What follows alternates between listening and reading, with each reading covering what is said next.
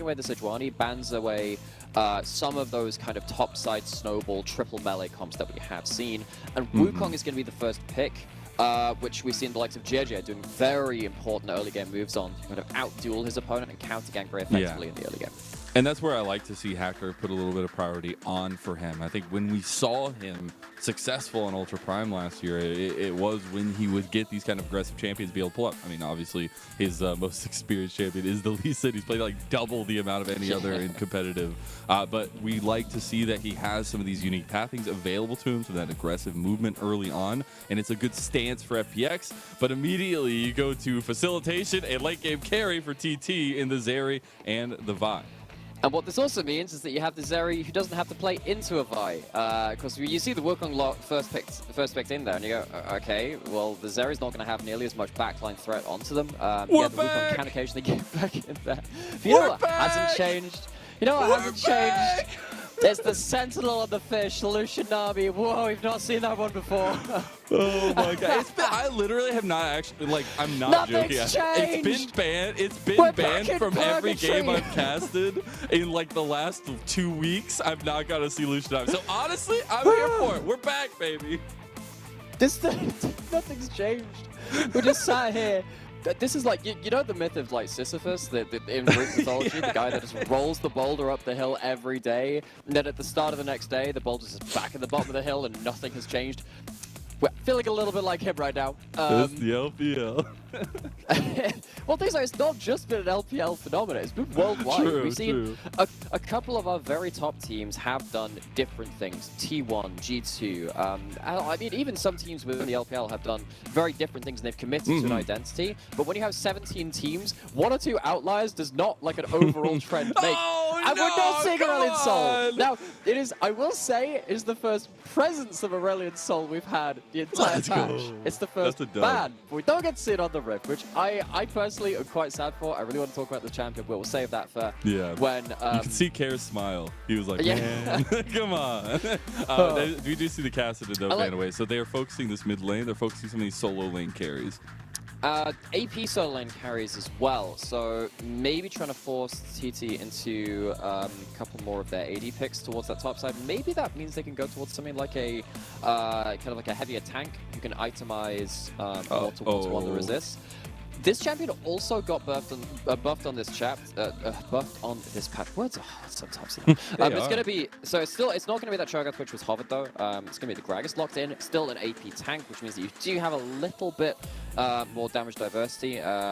We'll see what build actually comes in, whether it's going to be more tanky or a bit more burst. I can see the halfway house with the Rod of Ages as well. But one of the reasons I was wondering whether we might see a full tank coming out of FPX is because you're banning away some of the higher damage AP threats going to late game. Now, if you ban away something like that Gwen, something like that Sion sits there and goes, okay, I'm going to tank up things for forever, stand in front of my Lucian Nami. Yeah, and again, I think we go back to what we kind of set up for FPX as well, where Fearness is coming in here, has already played a couple games, at least 3 games total so far in this split. But seeing him on the Sion, let's have a tank top. Let's focus back on Care, LWX. Let's try and get Hacker and Chocho in something cohesive in the early game, and make sure that we don't get run over, because Care and LWX can find the carries. And while on the Annie, it's a little bit more of that setup, I'm definitely looking at LWX to kind of pick it up for this team.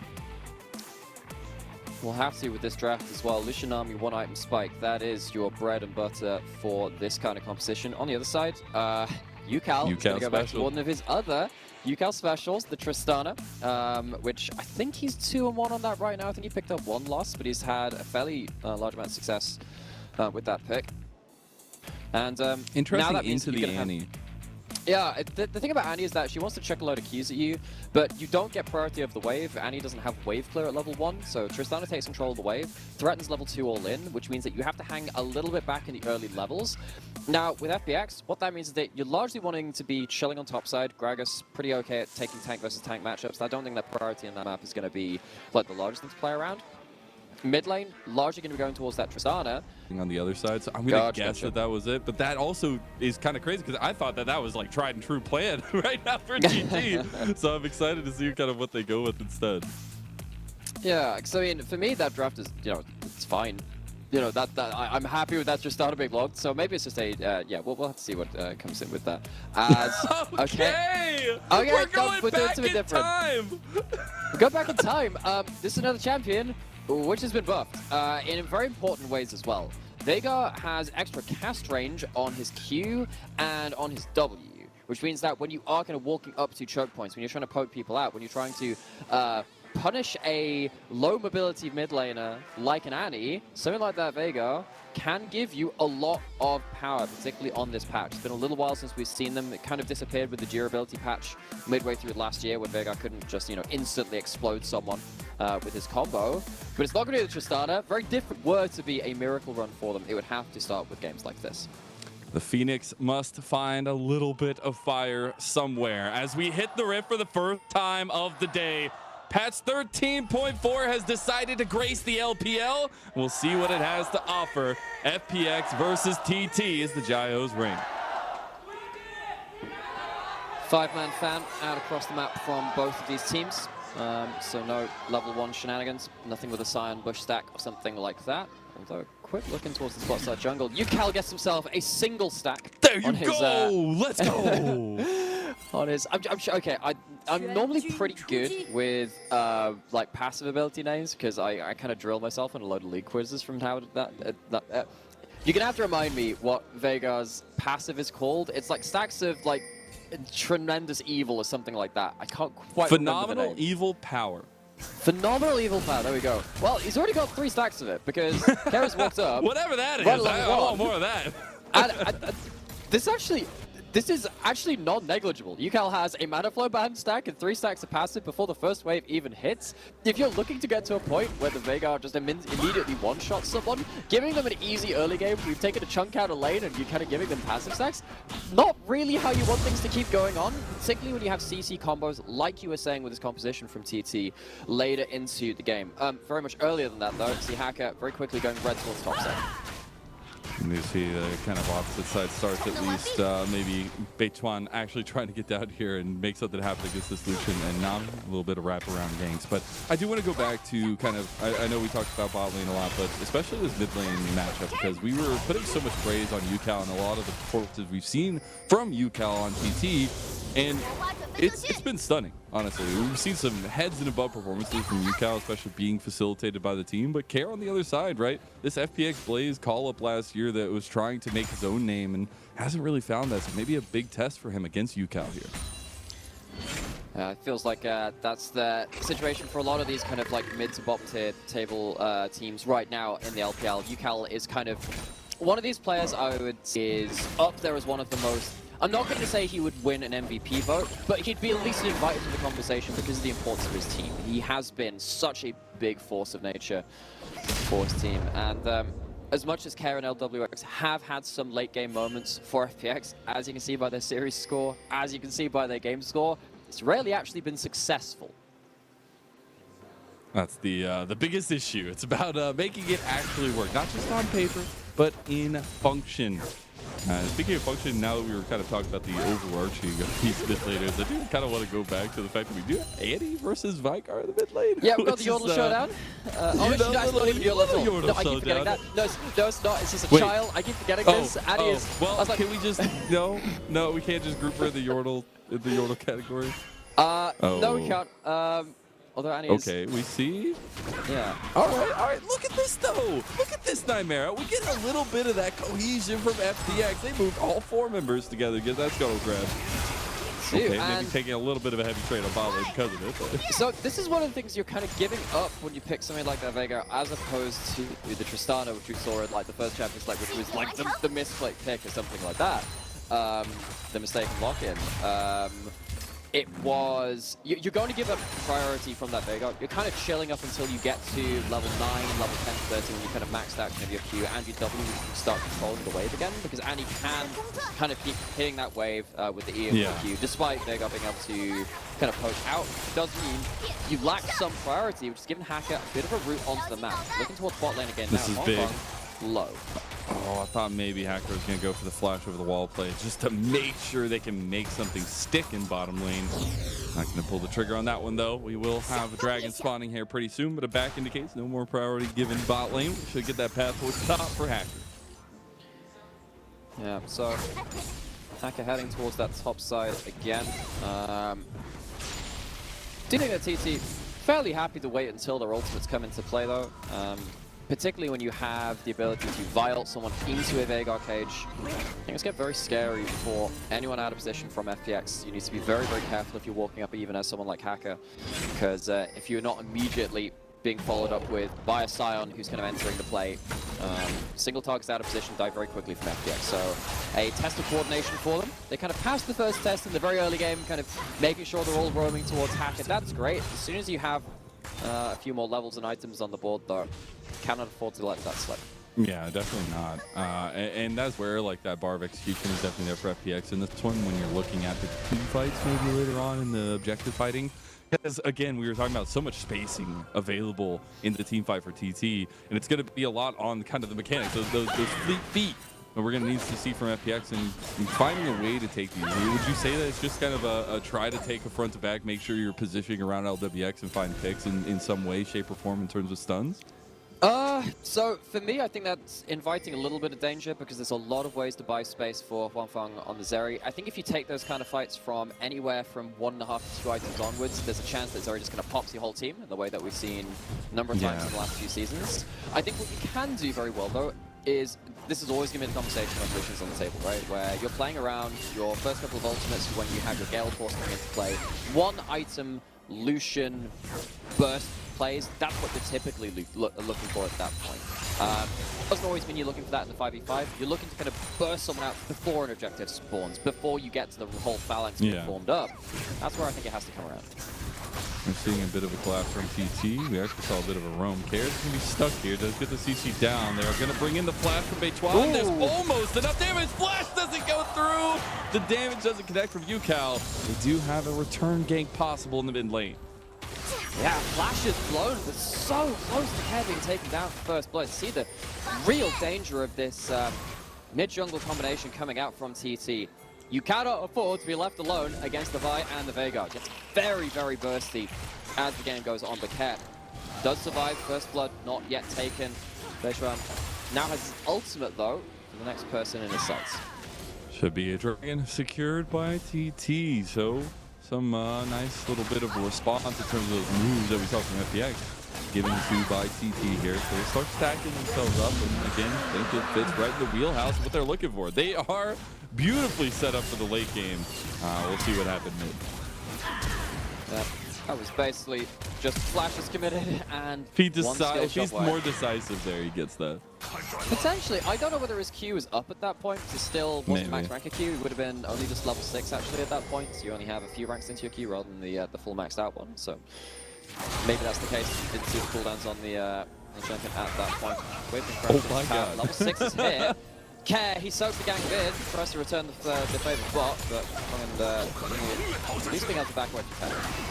We should get at least 2 plates here for LWX though. Let's get a little bit of something back. Maybe not actually able to as the clear comes through from TT. Should have another wave here, but taking a little bit of poke on the back end.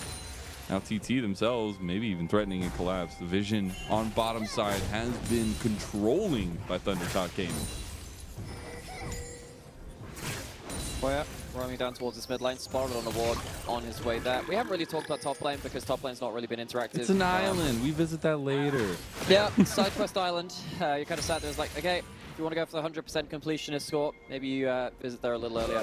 It gets a little bit different, of course, when you have some of those carries up there. But when you got Gragas, who's just sitting on his tier, sitting on his components, and of course the Sion on the other side, it really isn't going to be the object of these jungles' desire, especially when you've got so much damage across the rest of the map. What was your favorite side quest ever done?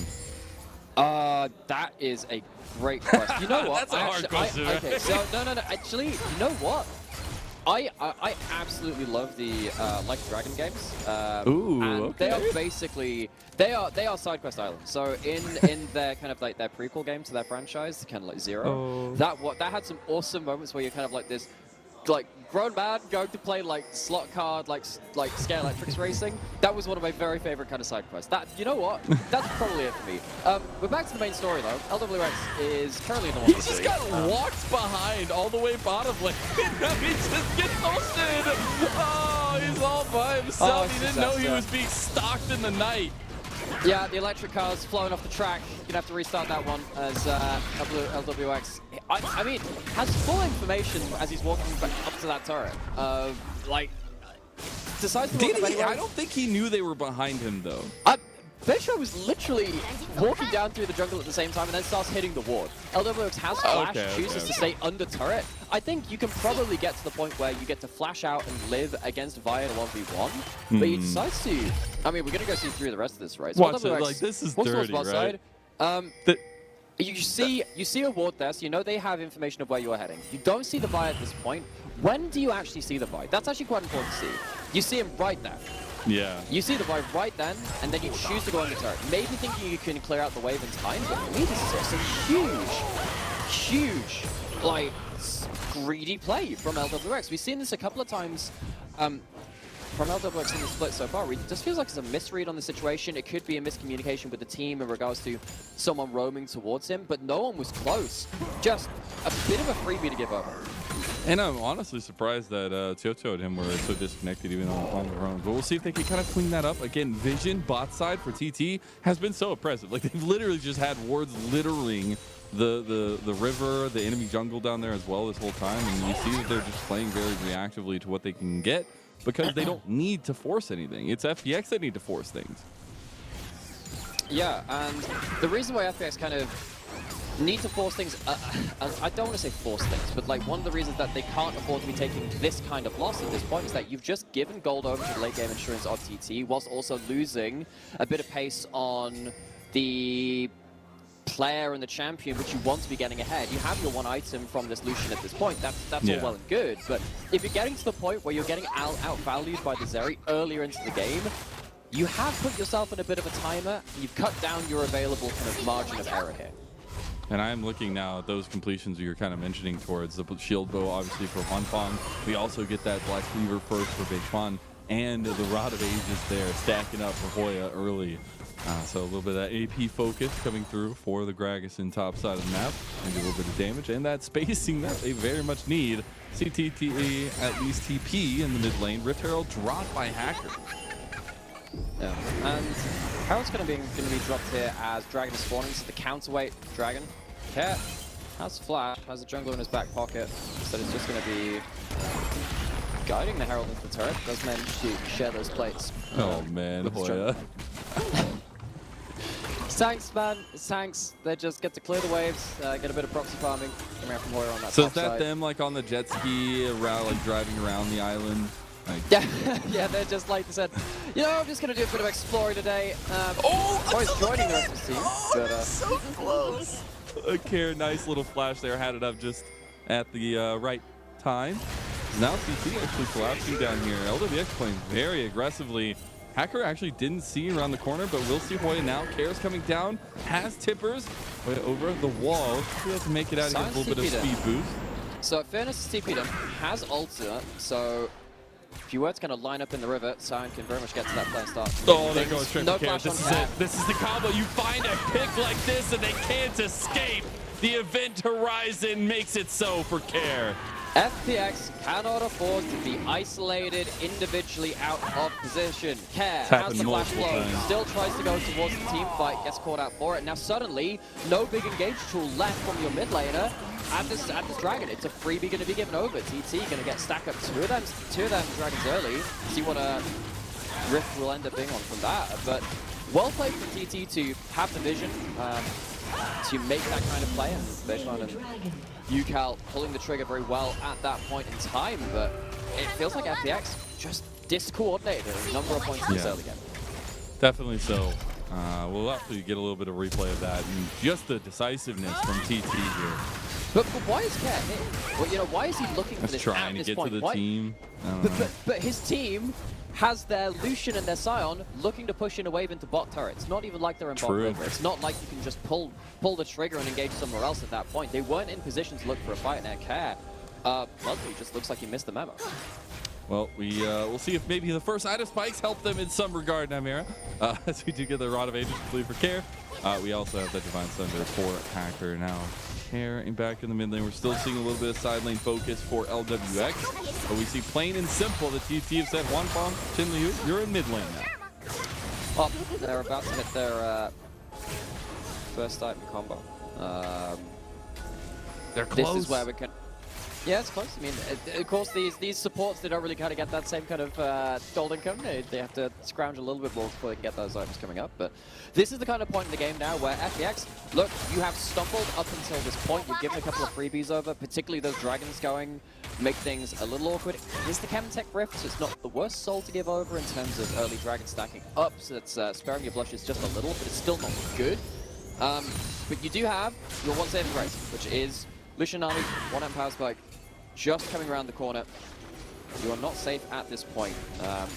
If you try and go in for that combo now, because you have first items coming in from the Veigar, and then of course Huanfeng and crew having some decent gold in pocket as well, things get a bit awkward. Yeah. Ucal's just caught out of position on the side lane.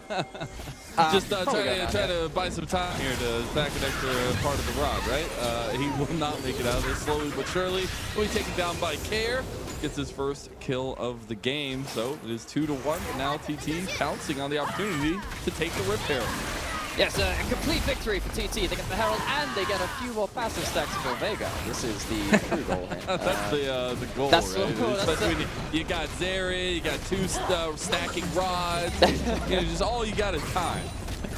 You know, Ucal hits a couple of enemy champions with his abilities, gets a couple of bits of ability power for it, walks away a very happy person. No, he doesn't really. Does end up dying. Does give the kill over. Really takes the yeah, it doesn't really, sadly, as much as we could look for silver linings. What there was just the bit of the cross-map situation. Maybe Ucal could have played just a little further back, as it feels like, as much as it was a little easy for Care to give over that kill around the dragon. This one's even more lazy in a lot of ways. You understand that you're going towards that top side, going towards that Herald, and just misses out on the vision control. Imagine. What about Ucal saying in that moment? It's like, oh man, Hacker Care right behind me. I think it's probably oops. Hey guys, I'm sorry. Yeah, something like that. But you so we see the Rift Herald actually use the mid lane here. Yeah, immediately dropped. Taking mid lane out of turret, of course, one of the most important towers to take in the game. If you have side lane threats, sometimes opening up a long side lane, someone with Jack, or Gwen, or Mir, or what have you, that can be more valuable. But when you're playing around objectives and you're playing around more zone control mages in the mid lane like a Veigar, it's very important to take those turrets. But actually, TT, speaking of that, he's going to take themselves, that bot lane turret as well. Now returning to the scene with his last demise. Continues farming, continues taking those turrets. We got the combo. Lwx and Chocho, they're online. They're online. We got the second item also completed for Lwx. So actually, that is kind of huge. You know what they tend to do with that combo? Fight over mid waves. You know what's harder to do when you fight over mid waves? Do that when you don't have an outer turret. That is hard. Second Herald, big value from TT to kind of, again, just kind of strip away some of the power from the one combo which FPX. They lose so much priority on both side of the map here, Nymaera. Like, they are about to be on soul point for TT, and both towers on the outside are gone for FPX. It's going to be difficult to find any purchase in the objective. Yeah, and last time, FPX tried to find some of that purchase in those objectives that you were talking about. Just ended up with Care kind of walking up, dying for free, with the rest of his team not in position at that point. So FPX really not looking to meet that same fate. And that's why you can see them trying to group up a little bit. Fearness hasn't really impacted this game at all yet. I want to see Fearness come down and he's setting play up the long con. because what you really need to do is soak up one of these Veigar cages. Care taking the long route round as well. Don't think they've been seen. They got like a triple flake going on here. I love it. This could be huge though. This could genuinely be really huge, but FPX need to be decisive about this, need to be dashing in. They aren't TT, spotting. they still don't Here see comes him. the tidal wave. There's the flag difference. The combo! FPX! That's how you do it! And they take a clean fight, at least taking 2 members of TT down. Should be a dragon going their way. The crafty flank play really works out from FPX. So, sole point of the extra kills on the board. Sadly for them, Baron not available. Maybe they could have looked towards that. This happened just 1 minute later, but it has happened still in a good timing for themselves. Get themselves that objective, get themselves the ability to get some gold back, some control of the map. And Walking away a little bit bloodied from that. That's an awkward one to give up. For sure. Hello, darkness, my old friend. I guess we're going to go right back to Care getting picked out this twice now. The Care just seems disconnected. And now we'll see that TT strength get back on the map and put some vision down. Just as you think, they found themselves a bit of a W, however minute that is. Care oversteps once more. A little bit sad for them. FPX. Is Ucal playing Ziggs or Veigar right here? Like at this point, I don't know. So let's describe the champion as like, oh, you know, it's just this small yodel dude, magic damage, has some big bursts in there as well, big team fighter. That really doesn't narrow things down. What does narrow things down in terms of damage potential for TT is having that Veigar when he moves the board very, very quickly. And Care does find a way to get himself on the board. Then immediately dies afterwards. Can't take it away. He does. You gotta care about the positioning here, pun intended. Yeah. I appreciate that. Now Fearness trying to get active. I don't care enough to laugh at that, but I do care enough to justify it. Oh man. No. I don't know what to say because you know, you're using the pun, but you're also not aligning with me. No. So, no. All right. Well, not aligning so far has been FPX. Just at least trying to get pressure around the game. Now we do see second item completed for Huanfeng. We see pressure from TT yet again in the top side of the map. They don't have the Zeri here though, nor do they have Hoya. Could be a numbers advantage for FPX where they see go towards fighting that top jungle, but not feeling it. I think if you're not engaging onto the Veigar at that point before it gets his cage down, probably not a winning fight, even if you do have a momentary 4v3. So watch out for that in the next couple of fights. The last fight largely determined by Veigar being taken off the table very, very quickly. TT, however, trying to force the issue. Going towards that Baron. Wow. Okay. There's no response quite yet. They see them doing this. They have vision, but how do they enter this fight? That's a great question. I mean, Care has Timbers, and now TT actually backing away a little bit with Fearness setting up an unstoppable onslaught on the side. And TT will still be looking. Obviously, we had said like their catch-up potential is huge just because of the amount of spacing and lockdown that they have. So FPX, yeah, they don't really get to choose their fight if TT choose to go towards the objective time after time. They're going to be clearing out vision again. The thing which is kind of holding FPX in an okay state right now is that bot lane is pushing for them. They have control over the side lanes, which means that TT don't have a winning side lane to force teleports out, force FPX to kind of lose on both sides of the map. Does mean that's a bit of a nothing play. TT, they clear out some vision, they threaten a little bit, maybe wait for FPX to make a mistake, but not like FPX really feel too bad about this. Yeah, but again, we've talked like Ucal is just stacking. Huanfeng is getting scary on the Zeri. And it does come to those little moments like we just saw where Care gets a big flank, something goes right in the team fight to pick apart kind of the turtle shell of TT at this point, but it's going to get more difficult to pry that thing over. You're going to need a crowbar going into like a giant machine pulley or something. We don't talk about breaking turtle shells that way. This sounds brutal. That does sound pretty brutal. But, TT, they're pretty brutal. They're going to start the Baron here. There's a TP, though, from FPX. Hoya. Whoa, big caught out. Wukong don't use the That's big.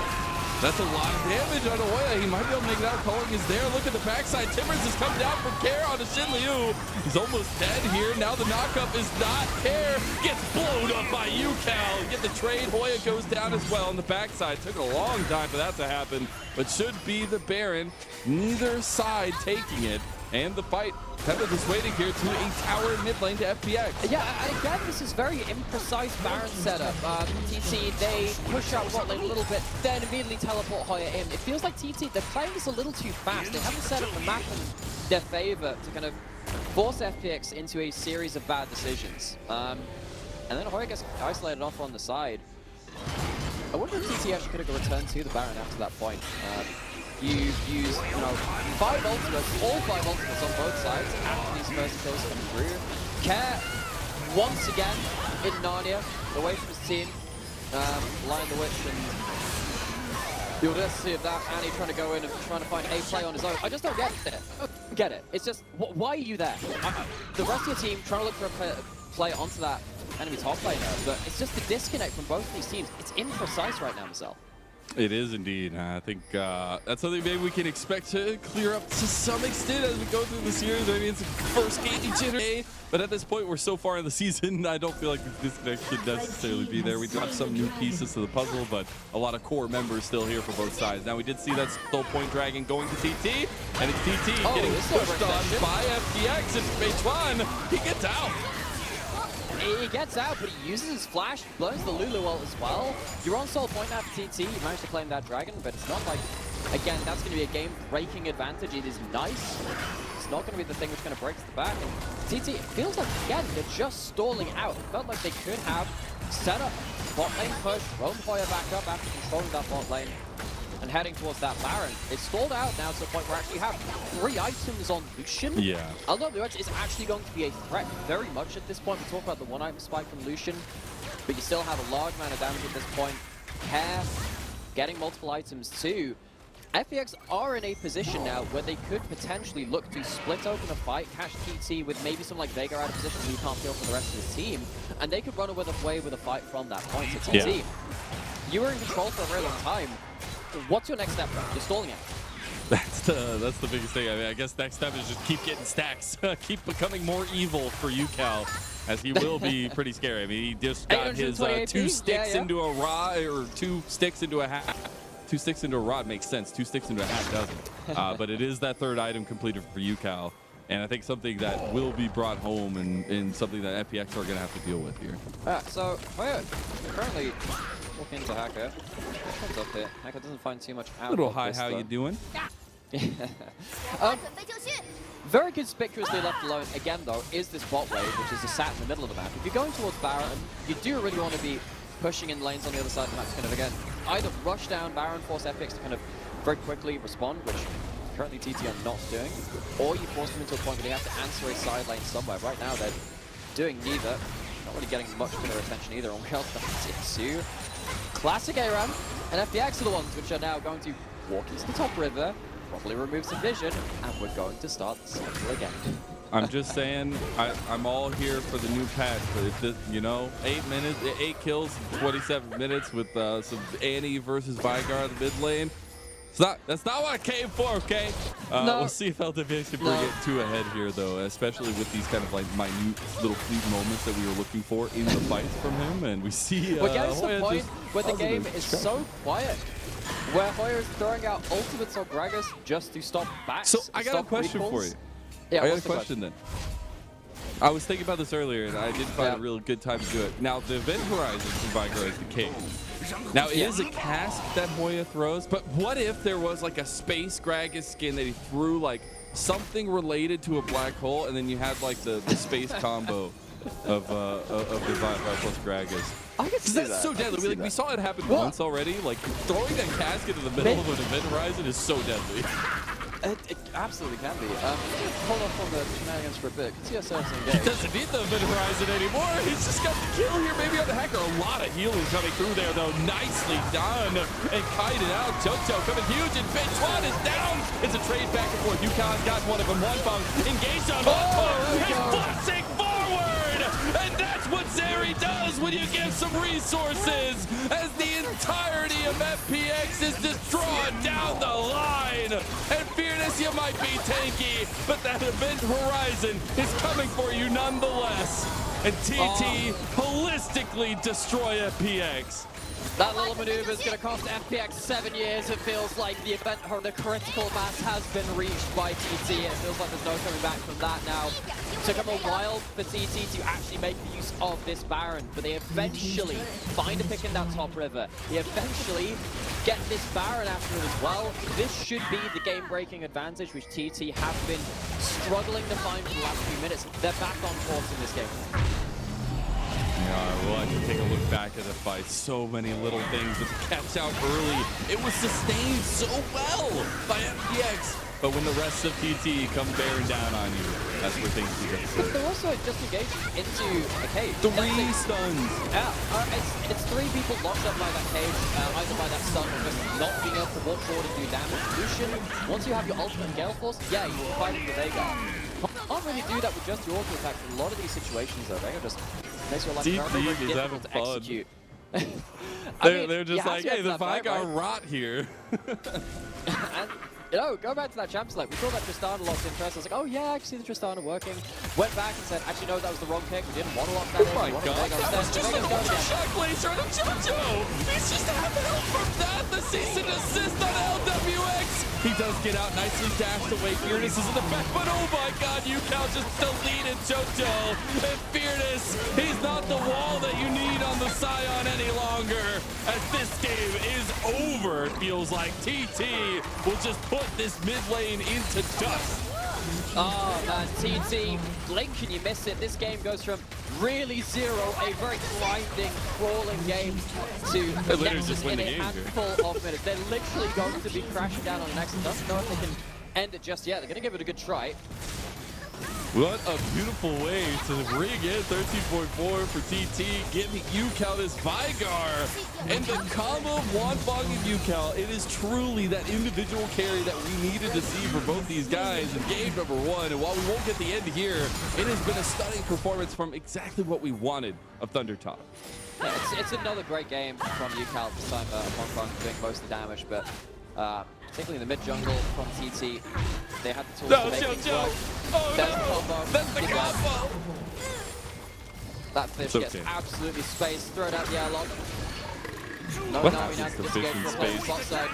Guess we're gonna find out a little bit later. But Horizon not actually gonna connect that time around. Hacker's been doing really good at buying a lot of this damage for FPX, but in the end, we'll see if this double knockup matters. The Cyclone Shred helping Ucal get low. He does end up going down with the damage back. He gets traded immediately. As that will be Beichuan actually making it out. Hoya's just being a menace at this point. Another tower falls in bottom lane. Huanfeng's now here for the party. He has himself GA, so good luck taking down that Zeri. Only have to have himself all your ultimates now, like Sion or the Wukong to really finish off these kills. TT, they have that mid in, they've already taken down the bot one. Big wave crashing in. Huanfeng in position to end the game. He's feeling confident as that last team by Wing's wave pretty well. As now the Caddis comes through. JoJo getting a little bit low there, but Huanfeng focusing on what really matters and focusing on the Nexus. But now it's all the kills in the eyes of TT. Trying to defend a little bit. Fearness is so darn tanky, but it's still being shredded by Huanfeng, dodging out of the bubble as well. Focusing on the Nexus. TT will take game number 1 of our best of 3. First game, 13.4 into the books, new patch. Same results as for FPX, with TT walking away with the win from that one. It wasn't the cleanest victory. It did feel like as soon as the Baron came into play, TT